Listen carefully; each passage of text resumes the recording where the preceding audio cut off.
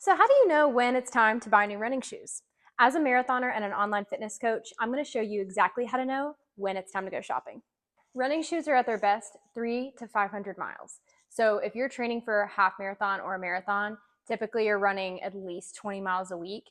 That means replacing your shoes every 3 to 4 months. Physically, the best way to tell is by the tread of the shoe. So this is my old shoe, and this is a shoe I got today. Exact same model, brand, everything. So looking at the shoes that I've been training in, you can tell that I've been running a ton of miles by the tread of the shoe on the sides. Also, if you saw me run or walk, you're going to notice this cushion gives a lot more than when it was brand new. In comparison, the new shoe, you see how the tread is very defined and the shoe itself is very structurally sound. Your shoes might be a little too small.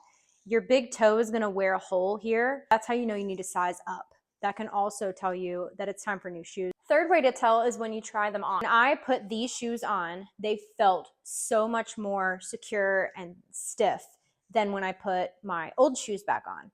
So that means that cushion has been worn in, the support is not as supportive. Another way to tell that it's time for new shoes is you start noticing more aches and pains that you didn't have before. So that might be shin splints, really common in, old and worn out shoes, or knee problems or hip problems. Pretty much the lower leg is telling you that your old shoe is not as supportive as it needs to be, and it's time to upgrade. You're still wearing those running shoes that you used in high school or college, depending on your age. It's time to throw them out. Put them on a flat surface, and if you notice the front of the shoe especially leaning to the left or right, it's time to part ways, say goodbye, donate those things, probably just throw them away. Your shoes should support you and not cause injuries. Maybe it's time for a new pair.